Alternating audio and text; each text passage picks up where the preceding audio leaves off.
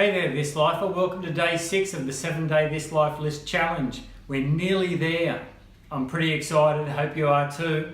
One more day to go until we complete that goal. Okay, so what we're going to do today is we're going to talk about roadblocks and fear.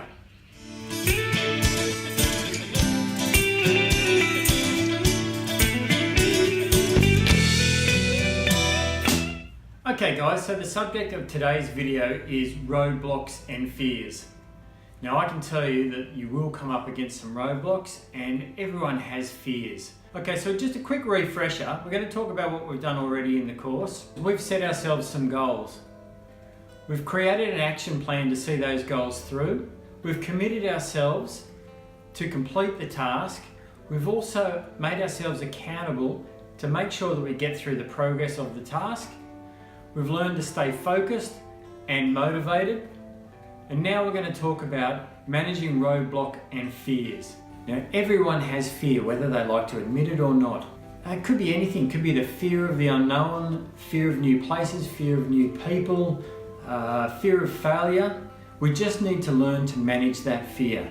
And it's the way that we manage our fear that creates a better life for ourselves. Keeping in mind that everyone has fear, it's something that keeps us alive. There are 6 strategies that fearless people use to manage their fear. The first one is that they understand fear. They understand that it is to warn and protect, not to scare and prevent. The second strategy they have is they understand the mechanics of fear. They know that it's an emotional, a physical, and a mental interaction that creates the fearful experience. And they can control and determine how much fear they deal with. The third strategy that these people have is they understand that fear is created. It's a created response, either it could be built in, so it's biological, like fight or flight. It's a learned experience, so say you put your hand over a naked flame. You learn pretty quickly that that hurts, and going forward that gives you fear. Or lastly, it's a forecast, so you can worry about the future or what's going to happen to you. And they know to manage that sort of thing. The fourth thing that these people do is they build confidence.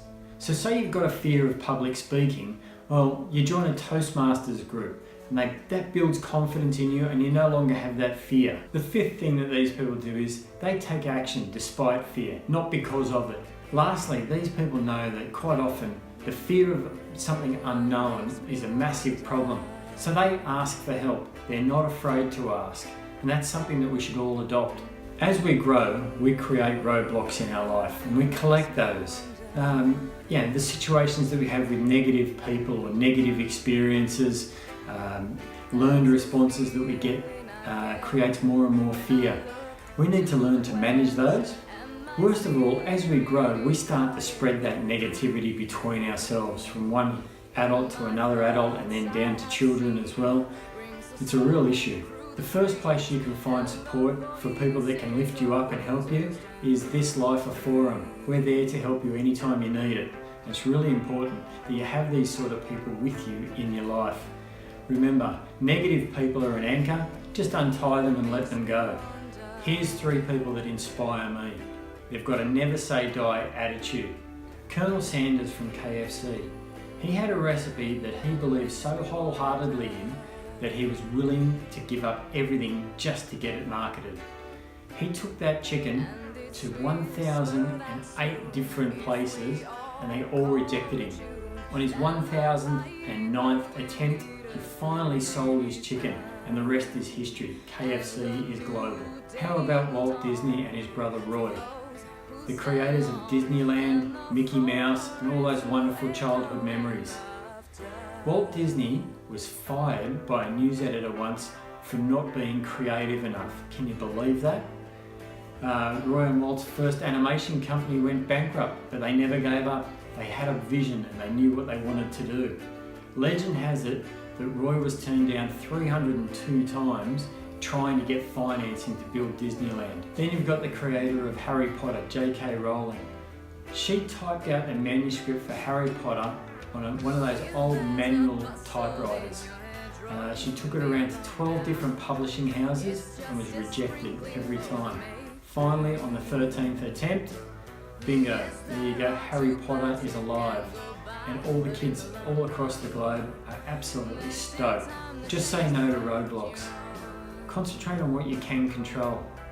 Foresee potential roadblocks coming up and navigate your way around them. Remember always to reward yourself as you're going along. Take action. Don't procrastinate. That's one of the biggest things. When you start procrastinating, that's a sign of fear. You're scared of something happening or not happening. Just take action. Sometimes you have roadblocks. I always look for inspiration when I have these moments of doubt. I go onto the internet and I'll look up inspiring people. Sometimes I'll do research. You can never get enough knowledge. There are some great books out there that will help you manage your roadblocks, deal with fear and create inspiration. Anthony Robbins, Awaken the Giant Within, and many other of his good books. Think and Grow Rich by Napoleon Hill. Another one by Susan Jeffers is Feel the Fear and Do It Anyway. These are some great reads. Okay guys, for today's task, in anticipation of what's going on tomorrow, I'd like you to go onto This Life forum and I want you to tell us about your most fulfilling life experience today.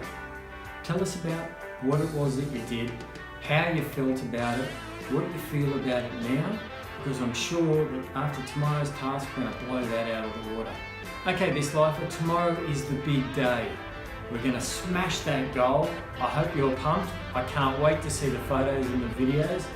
And like Winston Churchill has quoted, never, never, never give up.